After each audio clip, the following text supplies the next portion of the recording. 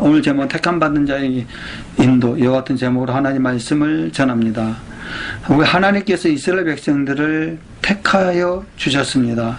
창세기 12장에서 하나님은 아브라함에게 나타나셔서 그를 복의 근원 곧 믿음의 조상으로 택하십니다. 또 15장에서는 그의 후손 곧 이스라엘 민족을 자기 민족으로 택하십니다. 그리고 이어 하나님은 창세기 15장 13절과 15절에서 아브라함의 후손 곧 이스라엘 민족을 자기 백성으로 민족으로 택하셨습니다. 창세기 15장 13절로 15절 말씀 보면은 여호와께서 아브라함에게 이르시되 너는 정령이 알라 내 자손이 이방에게서 객이 되어 그들을 섬기겠고 그들은 400년 동안 내 자손을 괴롭게 하리니 그 섬기는 나라를 내가 징치할지며 그 후에는 내 자손이 큰 재물을 이끌고 나오리라. 너는 장수하다가 편안히 조상에게로 돌아가 장사될 것이요 하면 이와 같이 말씀하고 있습니다. 하나님께서 아브라함에게 이 말씀을 하실 때에는 언제였습니까? 많은 바로 후손도 없었습니다. 이삭도 아직 태어나지 않았을 때였습니다. 즉 아브라함의 후손이라고는 단 한 명도 없었던 그때에 하나님은 그의 자손들이 400년 동안 이방에게서 객이 되어 그들을 섬기다가 하나님께서 그 나라를 징치하신 후에 재물을 이끌고 그곳에서 나올 것이라고 말씀하신 것입니다. 이로써 무엇을 알 수 있습니까? 하나님께서 아브라함의 후손 곧 이스라엘 민족이 아직 생겨나기도 전부터 이미 그들을 택하셨다는 것입니다. 다시 말해 아직 태어나지도 않는 이스라엘 민족을 먼저 택하여 놓으시고 약속하신 때에 이르러 그들을 애굽 즉 세상에서 가나안 땅으로 이끌어 가시겠다고 말씀하신 것입니다. 이러한 사실은 저희와 바로 여러분에게도 있어서 마찬가지입니다. 에베소서 1장 4절 말씀 보게 되면은 곧 창세전에 그리스도 안에서 우리를 택하사 우리로 사랑 안에서 그 앞에 거룩하고 흠이 없게 하시려고 아멘 이렇게 기록하고 있습니다. 창세전에 그리스도 안에서 우리를 택하셨다고 말씀합니다. 이는 우리가 하나님을 택한 것이 아니라 하나님께서 창세전에 즉 모태에 조성되기 전에 우리를 먼저 택하셨다는 말씀입니다. 쉽게 말해 저와 여러분이 모태에 조성되기 전에 하나님은 그리스도 안에서 우리를 하나님의 백성으로 택하여 놓으셨다는 것입니다. 이 얼마나 놀라운 은혜입니까? 요한복음 15장 16절에서는 또 이렇게 말씀하고 있습니다. 너희가 나를 택한 것이 아니요 내가 너희를 택하여 세우나니 이는 너희로 가서 과실을 맺게 하고 또 너희 과실이 항상 있게 하여 내 이름으로 아버지께 무엇을 구하든지 다 받게 하려 함이니라. 아멘. 에베소 1장 4절의 말씀 보게 되면은 방금 전에 봤습니다만은 곧 창세전에 그리스도 안에서 우리를 택하사 우리로 사랑 안에서 그 안에 거룩하게 하고 흠없게 하시려고 말씀하시는 요한복음 15장 16절과 바로 에베소서 1장 4절 말씀 창세전에 하나님께서 미리 우리를 택하셨다라는 사실을 우리는 믿으시기를 주님으로 축원드립니다. 그래서 우리가 하나님을 택한 것이 아니라 하나님께서 먼저 우리를 택하셨다는 것입니다. 근데 많은 사람들이 자신이 여러 신들 중에서 하나님을 택하여 교회에 나왔다고 착각합니다. 그래서 신앙생활을 하다가 작은 시험거리가 생기거나 마음이 상한 일이 있을 때에 쉽게 하나님을 저버립니다. 그러나 하나님은 분명히 말씀하십니다. 너희가 나를 택한 것이 아니라 내가 너희를 택하였다는 것입니다. 우리는 이 사실을 잘 깨달아 하나님 앞에 겸손해야 합니다. 겸손히 하나님의 말씀에 순종하며 인내로 결실하는 참으로 복 있는 분들이 되시기를 주님의 이름으로 간절히 부탁드립니다. 사도행전 13장 46절로 48절의 말씀 보게 되면 어떻게 말씀하고 있느냐? 바울과 바나바가 담대히 말하여 가로되 하나님의 말씀을 마땅히 먼저 너희에게 전할 것이 되되 너희가 버리고 영생 얻음에 합당치 않는 자로 자처하기로 우리가 이방에게로 향하노라. 주께서 이같이 우리를 명하시되 내가 너를 이방의 빛을 삼아 너로 땅끝까지 구원하게 하시리라 하셨느니라 하니 이방인들이 듣고 기뻐하여 하나님의 말씀을 찬송하며 영생을 주시기로 작정된 자는 다 믿더라. 아멘. 바울과 바나바가 하나님의 말씀을 전하자 이방인들이 듣고 기뻐하며 하나님의 말씀을 찬송하며 영생을 주시기로 작정된 자는 다 믿었다라고 말씀합니다. 복음을 전파해도 아무나 다 믿는 것이 아니라 영생을 주기로 작정된 자, 즉 하나님께서 구원하시려고 택한 자는 말씀을 듣고 믿더라는 것입니다. 이를 통해서도 우리가 하나님을 택한 것이 아니라 하나님께서 창세 전 모태에서 조성되기 또 전에 영생 얻을 자로 우리를 먼저 택하신 것을 알 수가 있습니다. 그러면 저와 여러분들이 영생을 주시기로 작정된 자인지 택함은 자인지 어떻게 알 수 있습니까? 바로 지금 이 시간 이 자리에 앉아 있는 것이 그 증거인 줄 믿습니다. 하나님께서 나를 택하지 않으셨다면 어떻게 이 자리에 앉아 하나님의 말씀을 듣고 있습니까? 그러므로 하나님께서 나를 영생인 줄 있는 자로 택하셨다는 사실을 깨닫고 이에 감사하며 찬송하시기를 주님의 이름으로 축복합니다. 그러면 유월절 어린 양의 피를 발랐다는 것은 무엇입니까? 우리를 어린 양의 피를 발라 사망으로 지나가게 하셨습니다. 하나님은 이스라엘 백성을 애굽에서 광야 교회로 이끌어 내실 때에 애굽에 10가지 재앙을 내리셨습니다. 그 마지막 재앙을 애굽 가운데 처음 난 것은 위에 앉은 바로의 장자로부터 오기 같은 사람의 장자는 물론 생축에 처음 난 것들까지 다 죽이는 장자의 죽음 재앙이었던 것입니다. 이 재앙을 끝으로 하나님은 이스라엘 백성을 애굽에서 구원하여 내셨는데 애굽의 모든 장자를 치실 때에 이스라엘 자손에게는 어린 양의 피를 문 임방과 좌우 설주에 바르게 하셔서 그 피가 표적이 되어 말하는 자로 그 집을 넘어가게 하셨습니다.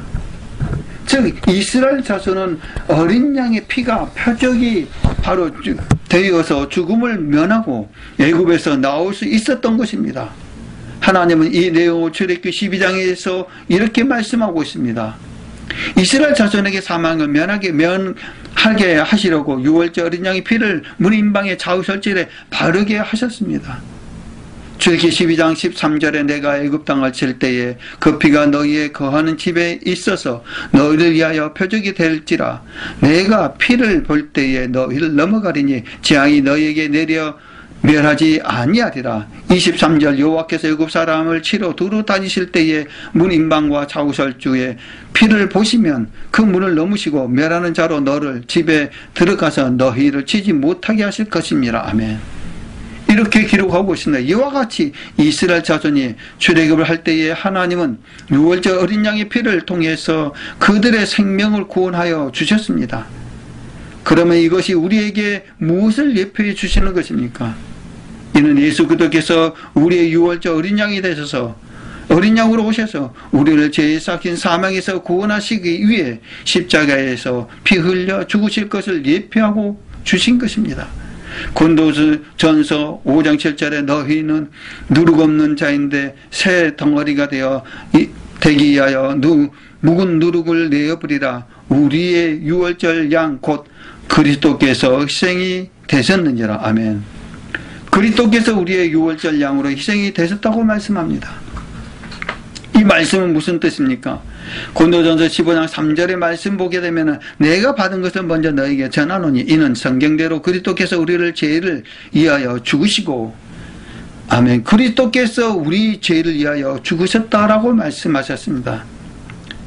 즉 예수 그리스도께서 우리를 대신하여 죽으심으로 믿음으로 말미암는 자는 그 피를 힘입어 죄에 삭인 사망에서 구원을 얻는다는 것입니다. 그렇기 때문에 이스라엘 자손이 유월절 어린 양의 피로 구원받은 사실은 예수 그리스도께서 우리의 유월절 양으로 오셔서 우리를 죄에 삭신 사망에서 구원하시기 위해서 십자가에 피 흘려 죽으실 것을 말씀하고 있는 것입니다.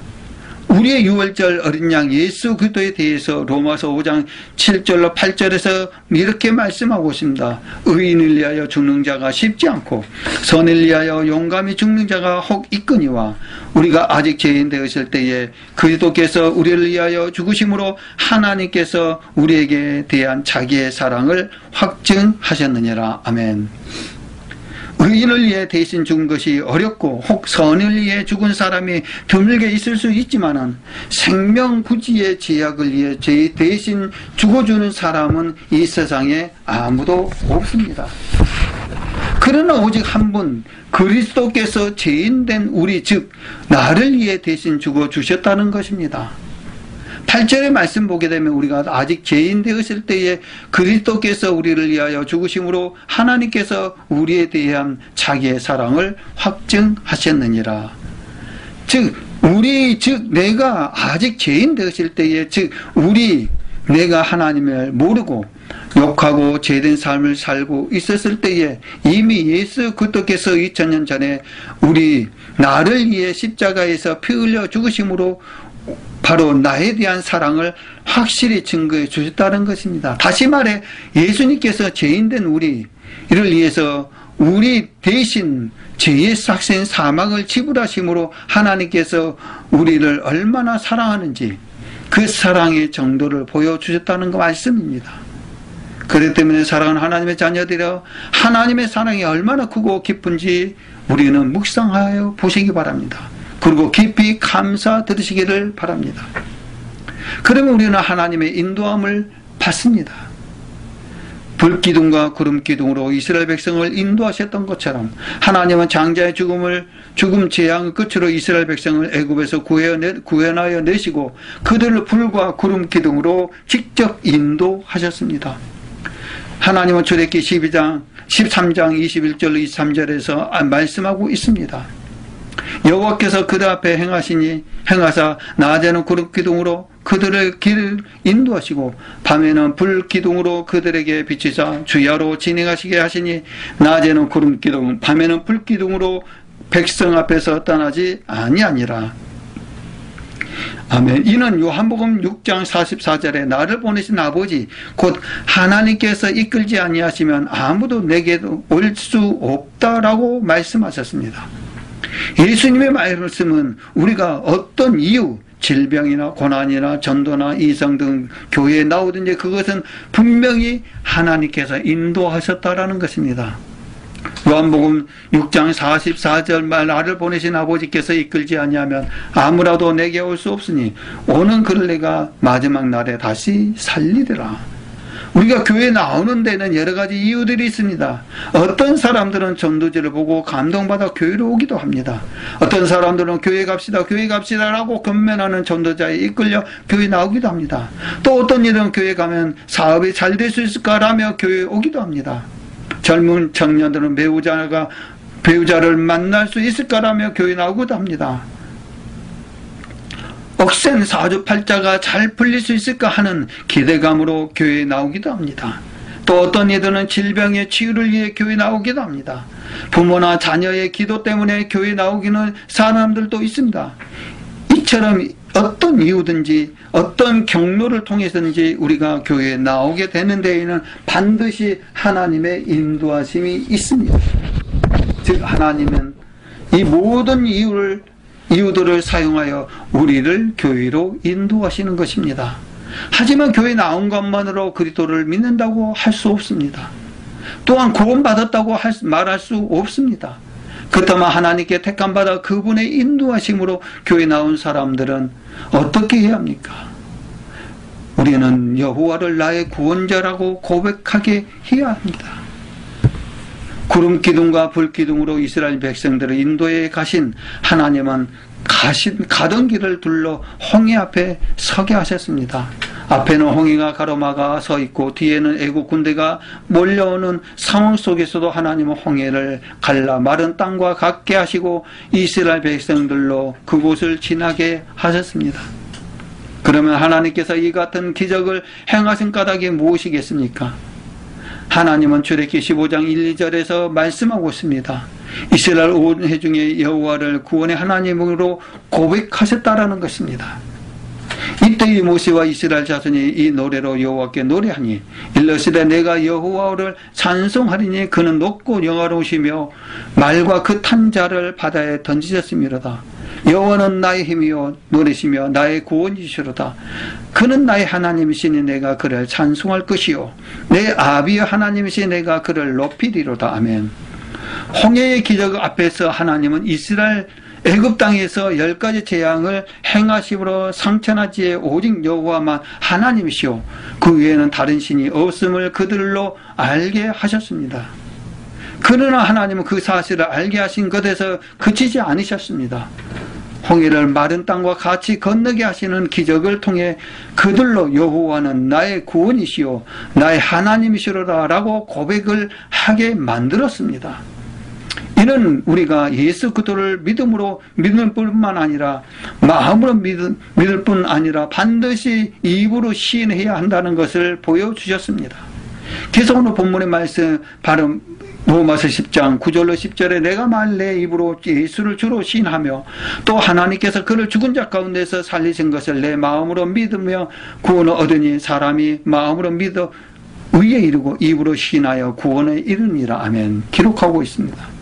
누구나 마음으로 예수를 주로 믿으면 의롭다 하심을 얻게 됩니다. 하지만 그것만으로 부족합니다.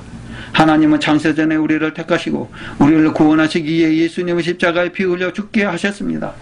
이와 같이 구원에 이르게 하기 위해서는 예수 그리스도께서 나의 죄로 인해 죽으신 것과 또 하나님께서 죽은 자 가운데서 예수님을 살리신 것을 마음으로 믿을 뿐만 아니라 반드시 입으로 예수를 주로 시인해야 한다는 말씀하고 있습니다. 왜 그럴까요? 왜 이렇게 입술의 고백이 중요합니까? 우리의 마음속에 있는 믿음은 보이지 않습니다. 그리고 우리 한 사람 한 사람을 교회로 인도해 들이시고 예수를 구주로 믿어 고백해 하십니다. 그러므로 우리가 마음으로 예수를 나의 구주로 믿는다면 입으로 예수를 나의 구주로 시인해야 합니다. 그렇게 할 때에 우리 속에 있는 믿음이 증명되고 하나님께서 그 믿음을 인정해 주시는 것입니다. 그래서 성경은 사람이 마음으로 믿어 의에 이르고 입으로 시인하여 구원에 이르니라 라고 말씀하고 있습니다. 예수님은 또한 사람 앞에서 나를 시인하면 나도 천부 앞에서 너희를 시인해 줄 것이요 사람 앞에서 나를 부인하면 나도 너희를 부인해 버리리라 라고 말씀하셨습니다. 예수님과 함께 십자가에 못 박힌 한편 강도가 왜 구원받을 수 있었습니까? 예수님께서 잡히시고 십자가에 못 박혀 죽게 되자 그의 제자들로조차도 다 예수를 부인하고 떠나가 버렸습니다. 하지만 그 한편 강도는 예수님이 십자가에 못 박혀 죽는 그 순간에 예수님을 구주로 신하고 인정했습니다. 누가복음 23장 40절에 가로되 주 예수여 당신의 나라에 임하실 때의 나를 생각하소서. 아멘. 우리는 이처럼 구원에 이르기 위해서는 인도함 받는 자는 마음으로 예수 그리스도를 구주로 믿으시는 하나님의 자녀가 되시기를 주님의 축원드립니다. 또한 택함 받는 자는 우리는 반드시 입으로 예수를 구주로 시인하시기를 주 예수 그리스도 이름으로 간절히 축원 올려나이다.